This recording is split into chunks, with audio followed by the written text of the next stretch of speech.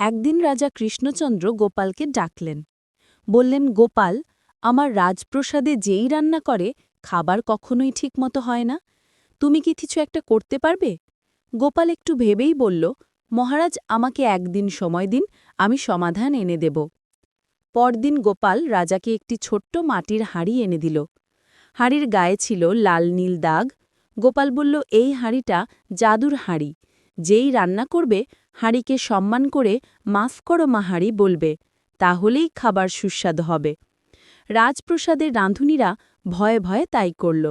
আশ্চর্য! খাবার সত্যিই দারুণ হয়ে গেল, সবাই খুশি। শেষে রাজা গোপালকে জিজ্ঞেস করলেন, গোপাল, হাঁড়িটা কি সত্যিই জাদুর?